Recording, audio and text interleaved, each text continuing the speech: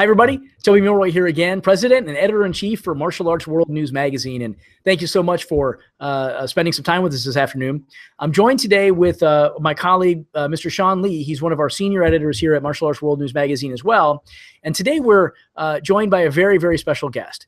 You know, I'm always honored when I have the opportunity and to spend some time with the founders of our industry, the people who have helped to get martial arts where they are today. And our guest today is certainly an example, a shining example of that type of a person.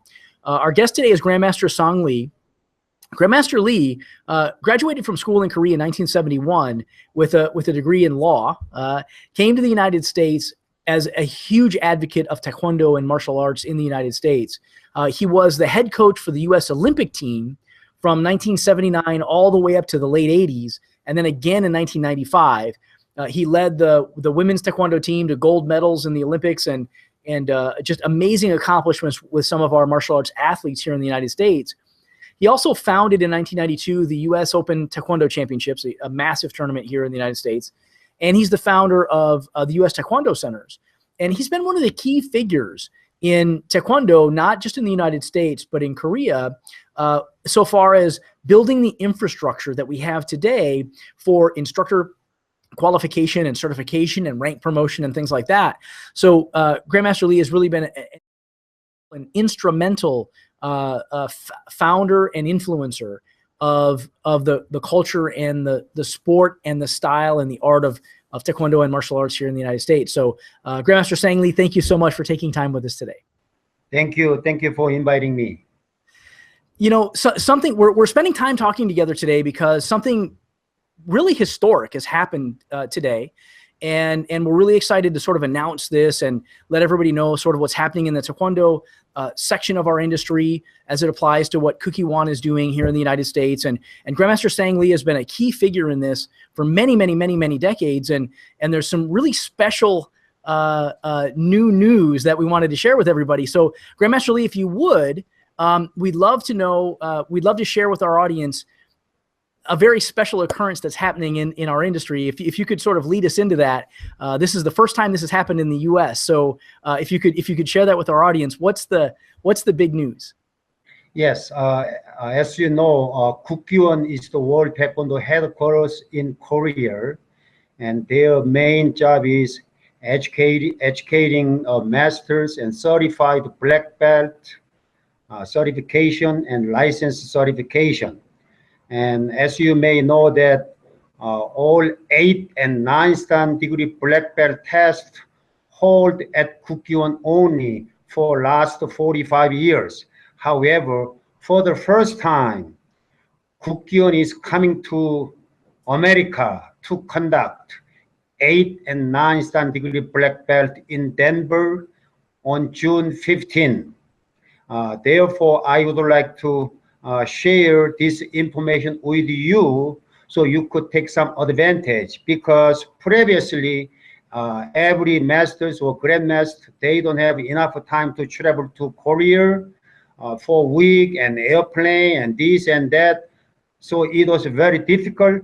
However, Kukkiwon decided to come to America, and I appreciate to Kukkiwon because Kukkiwon says it is 45 years anniversary of Kukkiwon. Therefore, they want to do something for American Taekwondo leaders in Denver. So I wish everybody take some advantage and promote 8 and 9 degree black belt. And also, Kukkiwon going to conduct some master's license seminar program, and it will be on June 16, 17 in Denver.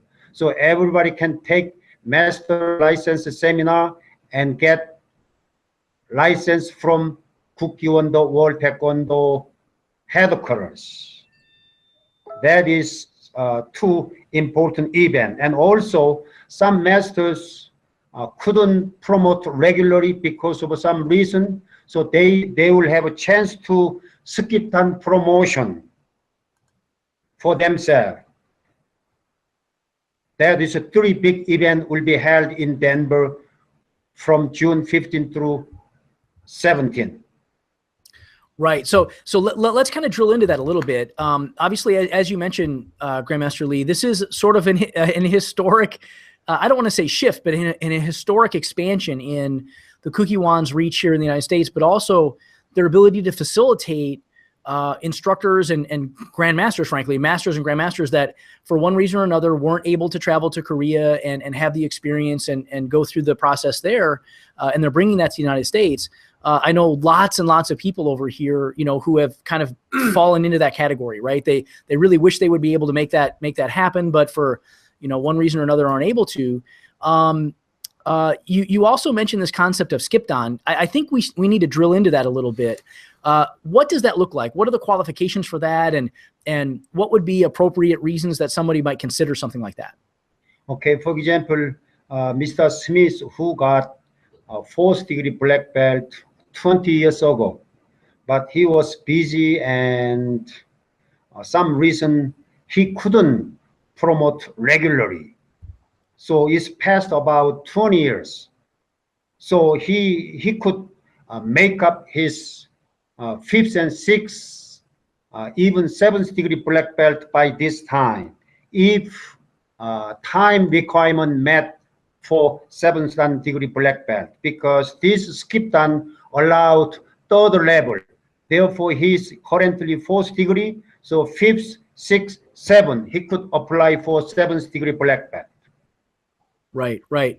So again, for lots of instructors, lots of master instructors, even here in the United States, if you know, we have a lot of folks in our that are members here at AMS, or that are folks that we meet at seminars and that we work with, you know, all over the nation, that, you know, kind of feel like almost like they're orphans, right? They kind of feel like they haven't had the parent organization accessible enough to them to be able to handle their promotions and things like that. So I think this is a really great benefit for school operators and for instructors and masters who, you know, just fall into that category. For some reason, perhaps their specific instructor, you know, has passed, or perhaps they don't live in the same state or the same part of the country anymore, or whatever the case is, and they just don't have that ability to be connected to a larger organization. So this is a fantastic ability for people to do that. You know, I think there's another piece, Grandmaster Lee, if you could, something that I've been kind of an advocate for a long time is the ability to set a standard for instruction, and a standard for mastership, and a standard for rank might not exactly be the best way to describe it, but for instruction and mastership that transcends, you know, style almost, right? An ability for instructors, teachers in the martial arts, to have this sort of baseline certification, this baseline understanding of what they're able to do so far as being an instructor. And I know some states even are looking for reasons to give martial arts schools a hard time, and reasons to sort of almost want to be a federally regulated or a state regulated entity. And their argument for that is, well, you know, why does a hairdresser at a styling salon need to have a state issued license, but a martial arts instructor who's in charge of children, you know, children's lives, frankly, doesn't? And I think, first of all, I am not a fan of federal regulation or state or federal overreach, but I am a big fan of how do we build standards in place in our industry that people can attain and, for lack of a better description, now have a competitive advantage almost against the competitor down the street, or the guy who, you know, might not really have invested in his own development or his own education as others might, right? So what would you say about that? I mean, I think this is a big piece of that puzzle. Wouldn't you agree? Yes. Oh, thank you for your question and explanation of current situation in martial art field in America. Already, Washington State issuing some license MA school, because these days UFC, mixed martial art, or some dangerous martial art tournament is going around United States. Therefore, they wanna regulate. Therefore, maybe they will ask all martial art school have a license from state sports commissioner, Taekwondo. Therefore, we have to initiate by ourselves first, because Taekwondo has World Taekwondo headquarters in Korea, but not martial art, such as karate, kung fu. They don't have any their own headquarters. But we have World Taekwondo headquarters in Korea under the umbrella of Kukkiwon. All Taekwondo practitioners and black belt and masters, grandmaster has standard ranking and license. Therefore, we may say to sports commissioner that, okay, we understand your concern. However, Taekwondo, we have our own license program and standard. For example, Kung Fu, other martial art, they are not under one umbrella. Everybody doing different standard, different style. But Taekwondo, one style, one organization. That's why Taekwondo became Olympic sports before karate or kung fu and any other martial art. Therefore, we have to spread out this program to all non-licensed Taekwondo masters and owners. So please take this advantage from this event. Yeah, exactly. And, you know, people might not know this, but even something like the legal field, like the Bar Association. In fact, I in, you know, meeting you and having had the opportunity and the honor to spend a very small amount of time with you, I remember we had a very brief conversation, but you actually studied law back in Korea, right? Like in the 70s, you got a degree in law. Yeah. And something that people might not know is the Bar Association in the United States is not a federal organization.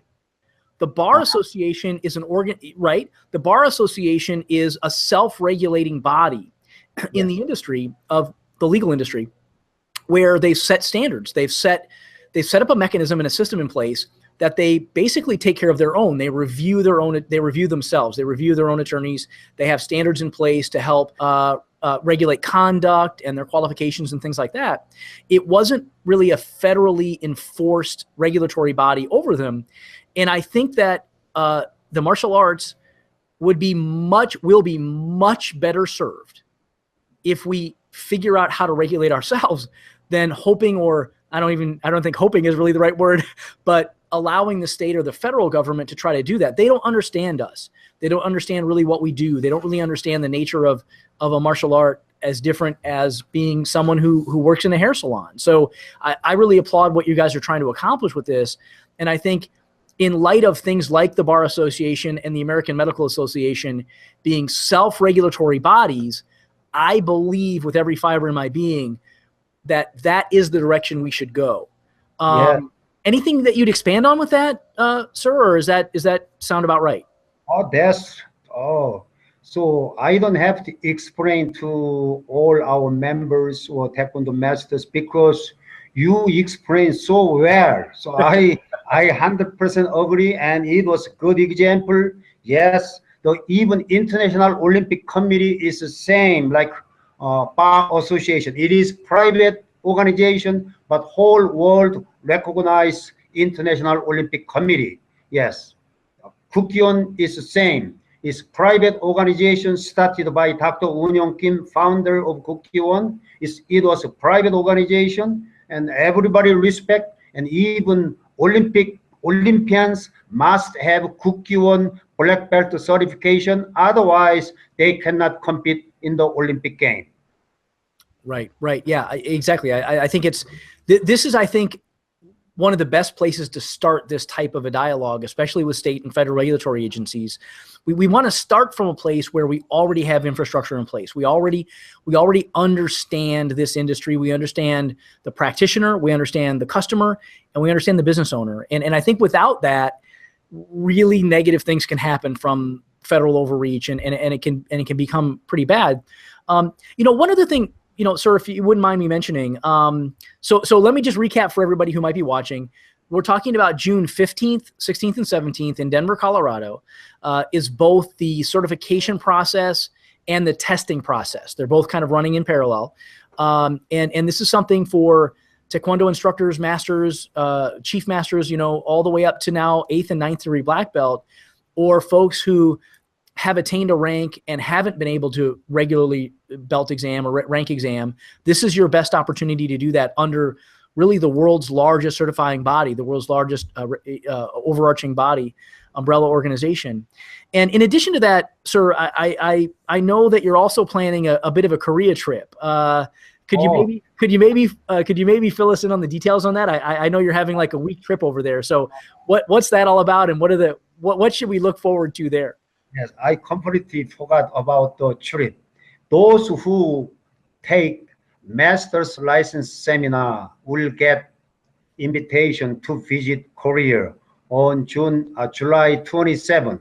So every invited person will leave July 27, arrive Korea July 28, check-in hotel, and July 29, go to World Taekwondo Hanmadang for opening ceremony, and then watch opening ceremony and World Taekwondo Hanmadang. And then 30th, they will have free time. And then 31st of July, we will take bus to go to Muju Taekwondo 1. And then check in and take special training and lectures and seminars, and then some discussion and forum, and then dinner banquet and photo sessions, and then free time until August 2nd. And then August 3rd, everybody check out. However, those who want to tour Korea, then we will make touring arrangement for people.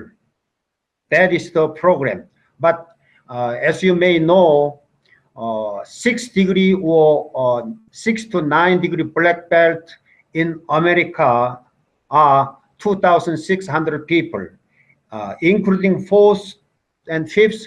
It will be about 10,000 holders from Kukkiwon. So about 10,000 people are eligible to get invitation. But in order to get invitation, they must take master license course on June 16, 17. And once they registered for that, the organizing committee will pay their room. And also after 16, the seminar, the president of Kukkiwon will invite those participants for dinner banquet. And then 17, the chairman of board of directors of Kukkiwon will invite for their dinner also. So we have a very good program, and then free trip to Korea for 6 nights, 7 days. It is very good for everybody. I wish all my friends and masters and grandmasters join us, and then let us make wonderful Korea trip. Yeah, not so bad, right? And by the way, for any of our viewers who don't know what Taekwondo 1 is, I'll just say maybe one thing about it, and I'd love to get your understanding of it. Taekwondo 1 is an amazing facility. Yes. The way what has been defined is it's like an amusement park for Taekwondo practitioners, right? It's this huge facility. Could you maybe expand on that? It's a beautiful facility. We've met the folks from Taekwondo 1. Mr. Lee and I met the folks from Taekwondo 1 a couple of years ago, and we've done the virtual tour and all the things that they have there. And it's really an incredible facility. If you haven't seen this thing, how would you categorize that? What would be the big benefits of visiting that? Yes, because the Taekwondo 1 is the facility for the Kukkiwon and Taekwondo. It is about 500 acres, and then they spend $500 million to build that facilities within a deep mountain in Jeolla province, south of Korea. And I cannot explain much about Taekwondo 1 because it's amazing, and number 2, my English is not good enough to explain how good it is. So seeing is believing. So I wish everybody join, and please register as soon as possible, because we accept first come, first serve. Yeah, I think, sir, I think your English is just fine. But I think perhaps the only phrase that I might be able to contribute to the description of what Taekwondo One is if you're a 6-year-old and you go to Disney World here in Florida, this is kind of like being a Taekwondo or any martial arts enthusiast going to Taekwondo One, right? It's the same kind of experience. That's right. Yeah. Okay. That's so, right. Sir, maybe 2 more quick items, if I could. I so appreciate your time today. One is this, and I think you may want to expand on this, but in attendance at this examination and certifications session, obviously yourself will be there. Yes. Dr. Eunyeon Kim, Yes. the founding president of Kukkiwon and World Taekwondo, Seung-Won Lee, Sung Chung Hong, and Hyungdek Ho, the president of Kukkiwon, they're all going to be there. So one of the fundamental principles that I believe in, and I teach everybody that I can get to listen to me, is for your own performance level, whether it's running a martial arts school or being a martial artist or just being a human being, anything that you want to accomplish, you want to surround yourself with the best. You want to surround yourself with the best in that industry, with people who have already accomplished what you want to accomplish, people who have sort of blazed the trail before you. And if there's a room of people anywhere in the world that you might want to be in, if you're a Taekwondo stylist, or if you're a martial arts enthusiast, or if you're a master or an instructor, seems to me that this is the right room, right? This is surrounding yourself with the best of the best of the best. I don't know. Might you expand on that? I mean, the facilitators that you guys have facilitating the seminars and facilitating the training are literally some of the best, martial artists in Taekwondo. How might you expand on that? If I'm an instructor, boy, I think I see the benefit of that. Yes. Kukkiwon was built in 1972 by many Taekwondo leaders, especially by Dr. Eunyeon Kim, who is first president of Kukkiwon and first president of the World Taekwondo Federation, which is international governing body for sports of Taekwondo under the International Olympic Committee. And also he was vice president of International Olympic Committee, and he made Taekwondo as an official Olympic sports. So Dr. Kim is great, our Taekwondo leader in sports, in martial art. And then previous Kukkiwon President Seung-Won Lee is coming, and the Sung Chun Hong, who is chairman of board of directors of Kukkiwon, is coming, and Hyunduk Oh, who is president of Kukkiwon, is coming, and another gentleman, Mr. Sung Tae Kim, who is chairman of Taekwondo Promotion Foundation. So 5 important Taekwondo leaders are coming to meet all Taekwondo masters and grandmasters, because they think that American Taekwondo most important, because more grandmasters and leaders are in America, and then half of foreign black belt certificate submitted by America, 50% Wow. from America. Wow. So America is important to show some their appreciation to American Taekwondo leaders. However, we cannot limit, or no, 9 dan first we will accept, or 8 dan first. We cannot do that, but whoever register first from 4th degree and 9s, we will accept 300 only, because we have our own budget. Therefore, everybody come and join, because even my son is taking license seminar along with me to get spot to visit Taekwondo One. Nice. Nice. And also I got 8th degree black belt in 1990, so 27 years ago. And many of my students or friend and asking me, oh, why you are not promoting ninth degree black belt? So it's a very good question. So I say I'm not ready yet to become ninth degree black belt because ninth means a lot in Taekwondo, in Asian philosophy. There is no 10th degree black belt because after 9, if you go 10th, it's again 0. Therefore, no 10th. So 9 is the highest. I think I was not ready, but now I'm ready to take ninth degree black belt at this time. So if people want to see my pumse or kicking, this is the right time to see my movement because many people want to see my technique and my attitude because I became first United States Olympic coach in 1988.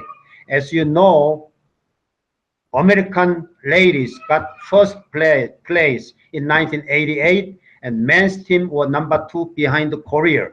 So America is great, and American Olympians did great job. So all 1988 Olympians going to go to Korea and reunion in there. So we have many good programs. Thank you. Well, sir. Yeah, no, sir, I think I would augment what you said by saying, you know, maybe America provided great talent, but without amazing leadership, talent is often wasted, and it's often, you know, squandered. And I think, sir, under your leadership, from, you know, the 70s all the way through to today, if 27 years isn't enough time for the next promotion, I'm not sure what is. But certainly what you've done for the martial arts and what you've done for, you know, not just the athletes who have competed for you or competed with you or that you've helped to garner, but for the tens of thousands of students, the lives that you've touched, the school owners that you've helped to influence to pursue the martial arts as a career and to be able to make a great lifestyle and a great livelihood from really transforming people's lives.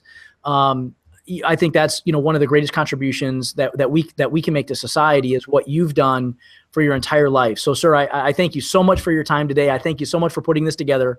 Again, for anybody who's watching, June 15th through the 17th, we'll have all the details below this video.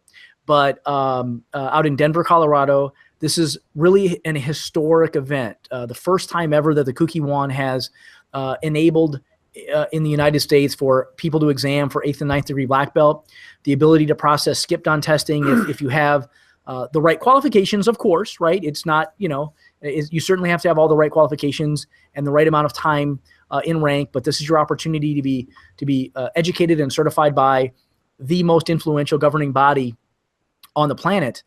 And it's been an honor to spend this time with you, sir. And I thank you again so much for what you've done for our industry and for me personally and for us here at AMS and for everything that we've done to be able to help advance martial arts in the United States. Thank you again, sir, so much. Thank you. And last one thing, that if you have any more questions regarding this event, please go to www.kukkiwonlicense.com. Then you will see every information in English and Korean. Got it. And we'll put links to that below this video, and we'll also you know, email that out to everybody and make sure that everybody understands how to get there and what that's all about. So very good. Kukkiwonlicense.com. All of the technical details there. And the fundamental bit here is it's at the Hyatt Regency, which is beautiful, by the way. The Hyatt Regency Denver Tech Center. Yes. Denver, by the way, is an easy flight from anywhere in the U.S. Yes. It's a hub for Frontier. It's